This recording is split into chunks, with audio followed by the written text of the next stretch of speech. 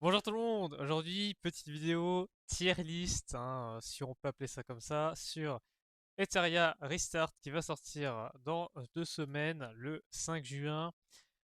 J'ai participé à la bêta finale qui a duré un petit peu plus d'une semaine, voilà, qui est encore en cours mais qui va bientôt se terminer dès demain. Donc j'ai un petit peu d'expérience, j'ai quand même pas mal spam le jeu. Donc, euh, donc du coup voilà. Alors j'ai déjà fait la tier list, donc j'aimerais juste expliquer pourquoi j'ai fait cette tier list, à quoi elle sert, parce qu'en fait c'est pas vraiment une tier list de ah tiens le perso est broken et tout, vous voyez des rosas en bêtière et tout, je me suis dit bon, on va expliquer un peu tout ça. Déjà dans un premier temps j'aimerais expliquer qu'est-ce que c'est que cette tier list. Cette tier list j'aimerais surtout euh, que ce soit un micro-guide pour vous dire les premiers persos que je drop, est-ce qu'ils sont vraiment intéressants ou alors est-ce qu'il vaut mieux les laisser dans la box. Il y a des SSR qui ne valent pas le coup d'investir, que ce soit en early game ou en mid game, parce que les SR actuellement, en tout cas pour la bêta finale, sont trop forts pour la plupart. Ok, il y a des SR qui font le boulot, qui clearent tout le contenu, alors qu'il y a des SSR qui font le boulot, mais ça coûte trop cher d'investir. Donc pour l'early et le mid game, on n'en veut pas. Ok, on investit des SR parce qu'ils sont forts et parce que ça coûte moins cher à investir. Les compétences avec les lattices, on peut les monter alors que les SSR c'est beaucoup plus limité et on n'a pas trop le droit à l'erreur sur ce jeu-là. Donc il faut absolument bien gérer les lattices, que ce soit les dorés ou les épiques.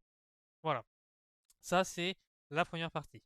Maintenant, évidemment, les Dark and Light, comme vous voyez, Lily, Enrich, Doki Doki et Massia. Évidemment, ils sont God tier, hein, ils sont trop forts, que ce soit en PvE, en PvP, en boss fight, en wave management, ils sont trop forts. Donc évidemment que c'est une big win si jamais vous le droppez en early. C'est très fort et ça vaut le coup d'investir dessus parce qu'ils sont trop forts. On peut les sortir dans tous les contenus puisqu'ils n'ont pas de malus de élémentaire. Donc ils seront forcément forts. Et en plus de ça, ils ont des kits très forts. Donc évidemment qu'on les veut. Maintenant, on va parler de Sanya, celle-là. Là. La Sanya Dark, pourquoi elle n'est pas en Godlight comme les autres Dark and Knight? Parce qu'elle est plutôt niche, elle est un peu moins forte. Elle est très forte dans son domaine, c'est-à-dire le dot, mais elle est moins flexible et elle est quand même un peu moins forte. Voilà, par rapport aux autres qui sont très flexibles, qui apportent énormément de choses, ou alors qui ont beaucoup de dégâts. Voilà. Mais c'est pourtant, ça reste un très très bon personnage, mais il faut la jouer dans les bonnes conditions. Mais du coup, comme vous voyez, je l'ai mis en S dans super fort.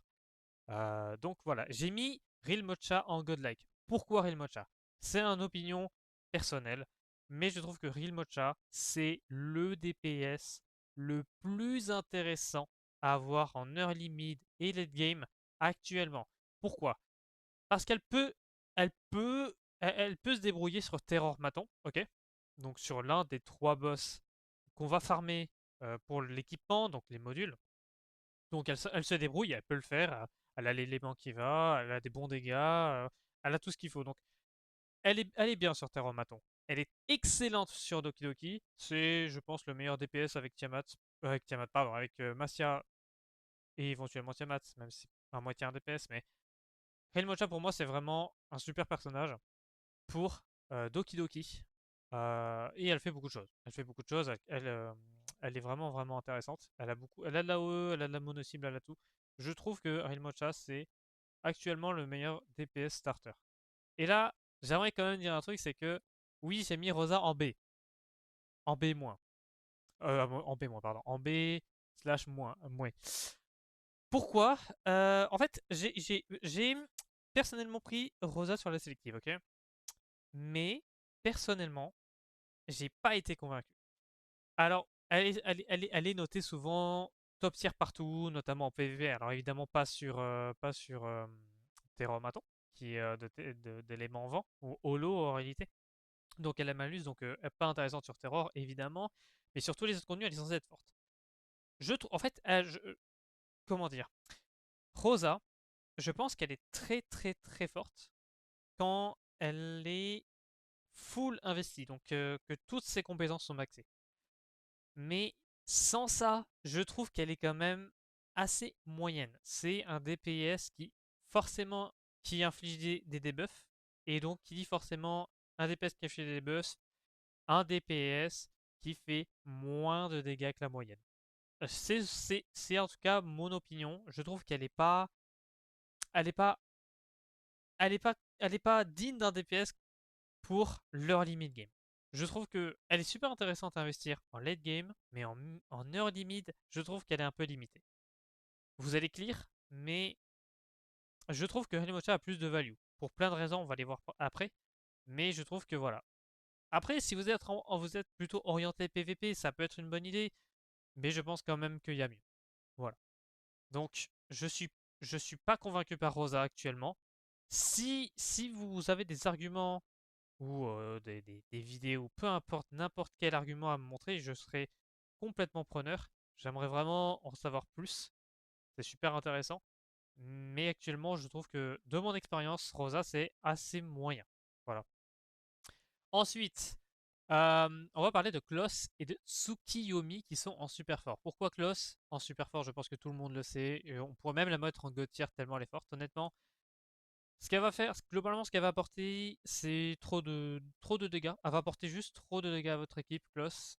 Et même que ce soit sur Terror Maton, que ce soit sur Doki Doki, franchement, elle est trop forte. Honnêtement, même quand je l'avais même pas investi réellement, je l'ai juste mise. Et en fait, juste qu'elle apporte de base, c'est trop fort. Donc pour moi, Kloss, c'est top tier. Voilà, tout simplement, c'est l'un des meilleurs debuffers actuellement, je pense, sincèrement. Évidemment, derrière les Dark and Light, mais bon, ça c'est normal. Mais Kloss, c'est une super valeur ajoutée à une box. Oui. Donc c'est même pas du troll en vrai je pense de la prendre en sélectif, c'est un super personnage. Maintenant Tsukiyomi, j'ai personnellement pas eu l'occasion de la tester, mais du fait de son élément et du fait que ce qu'elle apporte c'est super intéressant, ça reste... de toute façon tous les supports SSR sont très forts. Tsukiyomi elle est vraiment forte. Elle va être super utile pour Doki Doki et Doki Doki, Dieu sait qu'on veut le farmer pendant leur limit game parce que c'est trop fort et même en late game évidemment, mais Doki Doki c'est super important de pouvoir le passer parce que c'est vraiment dur à faire.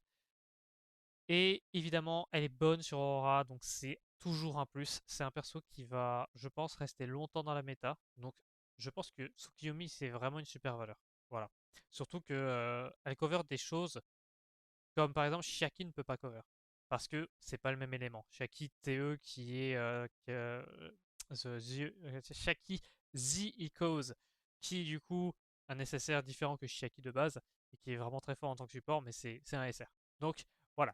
Et Chiaki The Echo, on veut la jouer parce qu'elle apporte une super valeur en tant que SR. Et si tu as Tsukiyomi derrière en SSR, je pense que tu as vraiment les deux meilleurs supports du jeu, en tout cas pour leur investissement. Franchement, c'est top tier. Maintenant, on va passer dans le A très bon. Pourquoi? Pourquoi Elkid? Pourquoi Freya? Pourquoi Mia? Pourquoi Chloros? Euh, alors, encore une fois, il y a des persos que j'ai pas testés parce que on n'a pas assez de ressources, parce que voilà, c'est une méta, donc bon. Mais de ce que j'ai beaucoup discuté avec beaucoup de joueurs, j'ai regardé un petit peu pas mal de data en termes de clear rate, de clear time, d'investissement, etc. Globalement, Chloros c'est super fort pour Terramaton. C'est super fort, je crois, même en Union Boss, donc tout ce qui est boss fight, c'est pas mal. Mais évidemment, Doki Doki, étant donné que Chloros est de type. Comment ça s'appelle? Bon, bref, le type feu, c'est pas terrible sur Doki Doki, qui est plutôt de type eau. Bon, sur Aurora, je crois que sur Aurora, il est pas mal. Je crois que sur Aurora, il est pas mal. Donc en fait, c'est un bon DPS. En vrai, c'est un bon DPS. Mais il faut quand même bien l'entourer, il faut bien investir sur le perso. Mais je pense que c'est un très bon DPS, Chloros. Apparemment, il a l'air d'être bien meilleur que Lian dans son domaine. Mais bon, Lian est gratos. Donc voilà. Mais je pense que Chloros, du coup, peut être un annihilateur du contenu PvE tant que c'est son domaine. Voilà, Mia. Mia, c'est un shielder, c'est un sustainer, si on pourrait appeler ça comme ça, qui est très bon, notamment sur Terrormaton. Hein. Donc c'est un super accompagnant à Chloros. Alors, en vrai, Mia, franchement, je sais pas à quel point il faut investir sur Mia pour qu'elle soit vraiment bonne, mais je sais que Mia c'est un support solide, un très bon shielder. Donc franchement, rien à redire de plus, hein, juste a fait son taf et c'est parfait. Elkid pareil. Elkid, alors Elkid, c'est un petit peu plus complexe. Apparemment, il est plutôt hybride, c'est-à-dire il fait du shield, il débuffe et il aurait même des dégâts plutôt corrects. En PvP, il est plutôt bon, en PvE, il est plutôt bon. Franchement, je pense que Elkid, il est vraiment très très très bon et c'est une bonne valeur ajoutée à la box. Maintenant, genre, si on a un Elkid avec une Mia, ça va être un petit peu compliqué de faire un choix. Je pense que dans le dans l'aspect pur sustain, Mia est meilleur, mais dans l'aspect plus polyvalence, multitâche, Elkid est meilleur. Mais euh, dans tous les cas, les deux persos sont bons. La plupart des SSR sont très bons. Sauf évidemment la Céline qui est un petit peu derrière en ce moment. Mais bon, voilà. Ensuite, on va passer sur Freya. Alors évidemment, Freya était en bannière pendant la bêta finale. Je ne sais pas du tout ce que ça voudra dire à la release. Est-ce que Freya sera finalement en bannière? Si elle est en bannière, personnellement, je déconseille de l'invoquer. Pourquoi? Parce que déjà, tous les supports SSR sont très bons. Ils font pas tous la même chose, mais ils ont, ils sont assez similaires. Freya, elle est intéressante d'un point de vue PVP, parce qu'elle a beaucoup de speed, elle apporte beaucoup de buffs et de debuffs super intéressants en PVP. Donc, et puis surtout, à la manière d'un Marvel, évidemment, elle réduit la speed. Et donc c'est trop fort. Mais en PVP, en PVE, elle n'est pas aussi forte. Elle est forte, mais elle n'est pas meilleure que par exemple pourrait l'être une Tsukiyomi, par exemple. Voilà. Et surtout, surtout, Chiaki the Echo, qui est un SR, fait à peu près le même boulot qu'elle pour un SR. Donc on n'a pas besoin d'aller investir sans invocation pour garantir la pity pour une Freya qui fait un peu mieux le travail d'une Chiaki The Echo, qui est une SR et qui, en meilleur investissement, sera plus intéressante en early mid game. Et surtout que Freya est PVP et est meilleure en PVP. Freya est excellente en PVP. C'est surtout ça qu'il faut se dire quand on drop Freya, on se dit c'est un bon support, mais en PVP c'est une dinguerie. Donc voilà pourquoi je la mets là, parce que c'est un bon support comme tous les supports SSR, mais c'est pas the support, voilà, comme pour l'aide Doki Doki, qui elle est juste parfaite, presque je dirais. Donc voilà. Ensuite en B, bon, j'ai expliqué le cas de Rosa, je trouve que voilà, elle mériterait un petit buff, pardon. Un petit buff, je pense que ça serait pas trop. Peut-être que je suis délu, peut-être que c'est juste parce qu'on a accès à leur limit game, donc je sais pas. Mais voilà, je l'ai joué même sur l'avant-dernier boss d'échelle. J'ai oublié son nom, je crois que c'est Ayo, je crois. Elle fait le boulot, mais c'est pas le DPS qui va anéantir les ennemis, tu vois. C'est un DPS qui va appliquer des buffs, je pense, si elle est bien jouée autour de son passif de follow-up, ça peut être fort. Je pense que dans une team vraiment bien pensée, elle peut être forte. Mais en early mid game, je trouve que ça vaut pas le coup. Genre, par exemple, un Grey ou un Dating ou même un Fangus sera beaucoup plus intéressant d'un point de vue pur DPS. Donc, je suis pas convaincu. Mais encore une fois, je suis complètement ouvert à vos arguments si jamais vous trouvez que Rosa est meilleure que ce que je dis d'elle. Lilith, alors Lilith, j'ai mis en B. Pourquoi? Déjà, Lilith, je l'ai quasiment pas vue en fait, que ce soit en PvP, PvE, dans les datas de clear de AL4 par exemple. Je l'ai très très peu vue. La seule fois que je l'ai vue en PvP, je crois que je me suis fait casser la gueule. Je crois que le perso est fort, mais je l'ai pas assez vu en fait de manière générale. Et je me suis pas assez penché sur le perso. Donc je le mets en B, mais en fait c'est plutôt parce que je sais pas trop où la mettre. Je pense qu'elle est forte, je pense que c'est un support, je pense qu'on pourrait même la mettre là, peut-être même là, je sais pas. En vrai, peut-être qu'elle est là en vrai. J'ai juste pas trop regardé le perso.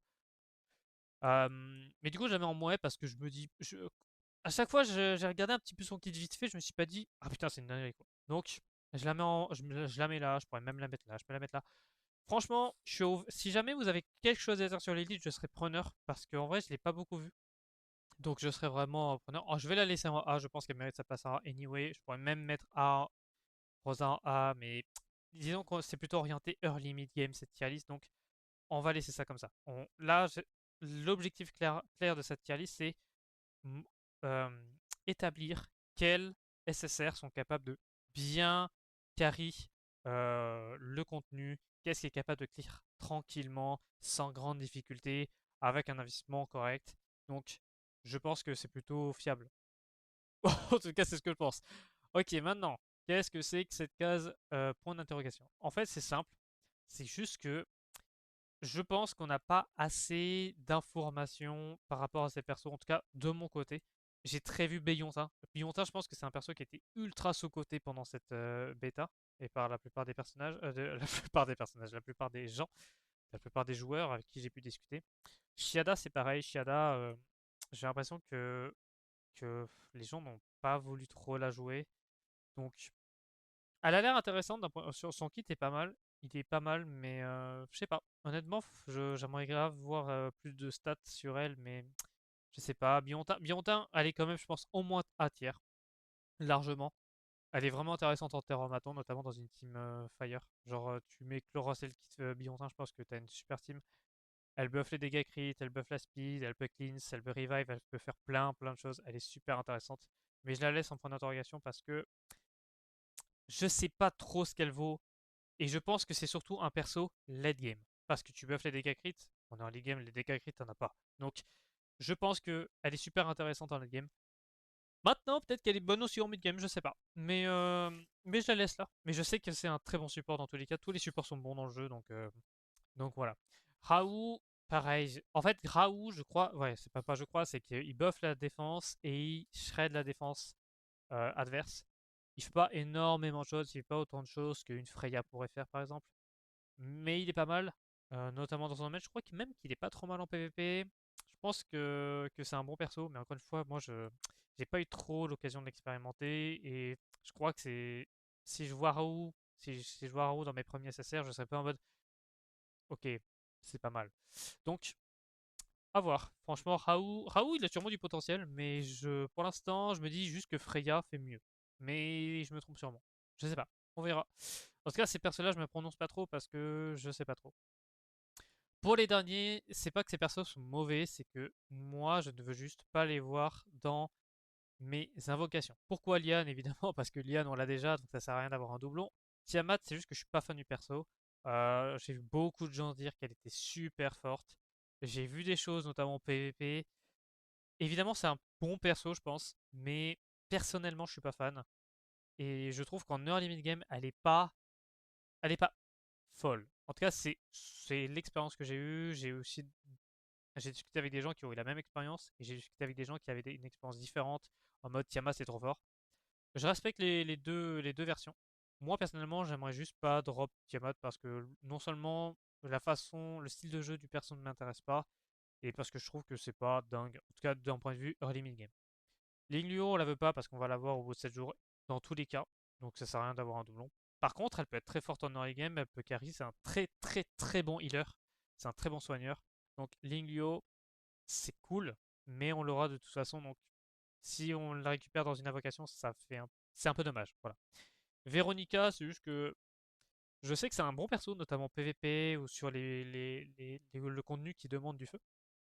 Mais Véronica, je trouve que c'est pas. C'est un perso qui fait un bon boulot, mais il y a plein d'autres persos qui feront mieux qu'elle, je pense, à terme. Donc Véronica, juste, je suis pas intéressé dans tous les cas. Moi, je vais jouer Frangus en tant que DPS. Donc j'ai pas spécialement besoin d'elle, même si c'est pas un DPS, c'est un debuffer. Mais en fait, il y a plein de debuffers super intéressants. Et on n'a pas assez de place dans une équipe. Donc pour moi, Véronica, c'est pas intéressant. Voilà. Borgne, alors Borgne, je sais que ça divise. Borgne, c'est quand les gens jouent Borgne, en tout cas sur la bêta finale, beaucoup de gens ont joué Borgne, ils se sont dit, ah, c'est trop fort, il fait trop mal, machin. C'est sûrement l'un des meilleurs persos early mid game. Mais selon moi, au vu de son kit et de son scaling sera trop faible par rapport au late game. Un perso qui peut pas crit, qui fait juste des dégâts purs, c'est un perso un peu. En plus, il apporte pas de debuff ou de buff. Pour moi, c'est un peu un perso qui va se faire power creep bientôt. Donc, je suis pas fan. Par contre, c'est sûr que je pense que c'est le meilleur DPS de type odd, donc haut, surtout devant Rosa pendant l'early mid game. Donc, je pense que Rosa c'est un très bon perso et que ça vaut le coup d'investir dessus.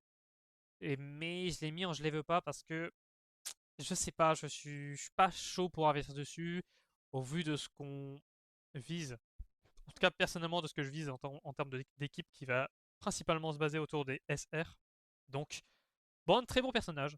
Mais personnellement, j'aimerais pas trop l'avoir dans ma box. Même si je sais qu'il a une bonne valeur. Je pense que ça serait celui qui serait le plus apte à être joué dans ma box si jamais je l'ai.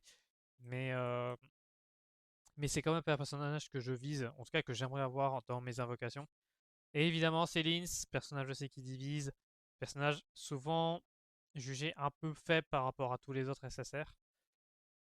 Je l'ai pas eu dans la bêta, donc franchement, j'ai pas vu, et honnêtement, je l'ai vu dans aucun contenu. Aucun contenu. PVP, j'en ai pas vu. Dans les contenus endgame, je l'ai pas vu. Donc, aucune idée de ce qu'elle, de son impact dans le jeu. Très peu de gens en ont parlé. Bon, Céline, ouais. Et peut-être que c'est un perso qui est intéressante, mais pour l'instant, voilà. Je suis pas fan, et au vu de son kit même, personnellement, je crois qu'elle joue sur les dégâts miroirs, mais je vais pas dire de conneries. Mais dans tous les cas, Céline, c'est probablement le perso le plus faible, mais à confirmer, il y a encore beaucoup de flou, il va sûrement y avoir un patch d'équilibrage entre-temps entre la release et la version bêta. Donc on verra tout ça, notamment Marvel qui est absolument trop fort, c'est un SR Light qui est absolument trop fort actuellement. Si vous voulez, on pourra faire une vidéo qui parle un petit peu des SR parce que je trouve que c'est super intéressant. Il y a plein d'SR super intéressants comme notamment Marvel, Kraken, Chiaki the Echo, Sanya, Fangus, Obol, bref, il y en a plein. Il y en a plein, j'en oublie, il y en a plein. Donc voilà, si jamais vous voulez voir une discussion autour de ces personnages-là ou une tier list ou n'importe quoi, n'hésitez pas à le demander en commentaire. En tout cas, ça a été un plaisir de faire cette vidéo et je vous dis bonne journée ou bonne soirée, au dépend. Ciao!